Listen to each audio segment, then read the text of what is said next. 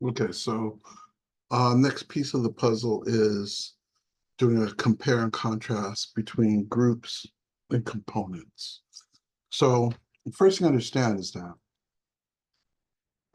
both of them isolate the architecture on the screen. And so whenever I simply want to isolate the architecture on the screen, I'll create a group. When I think that I'm going to take something and reuse it or multiply it, then I make it a component. So for instance, here's this shape. And this shape is neither a component or a group. And if I draw another shape on it, then this shape is attached to this shape. We have the sticky geometry going where this and this are connected, right?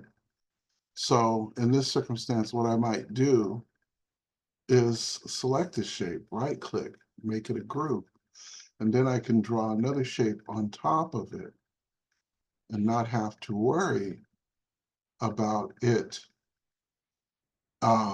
sticking to that surface. I can grab this shape and move it independently of the other shape.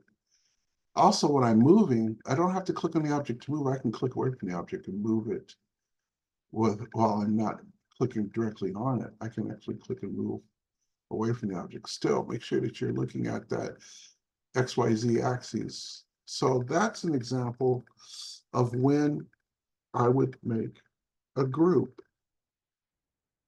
I'm going to delete this. And I'm going to delete this. And let's make another shape. And let's pull it up into three-dimensional space. And let's make this into a component. So when I right click, I choose make component. And I name my component. So I'll call this brick. And click OK. And let's make it a brick 2. I think I already had named something in here that while I was editing. Okay, so now I have this shape, and if I copy it, let's say I copy this shape. Let's copy it a couple of times, for instance. And I edit one shape, the other shapes immediately receive that edit.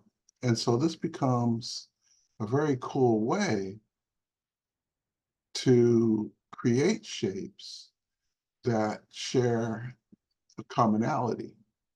And the other thing is, let's click away, is if these were grouped and I painted one, I'd have to paint each one separately. But if they are a component and I paint one, the others will receive that paint, as you see here.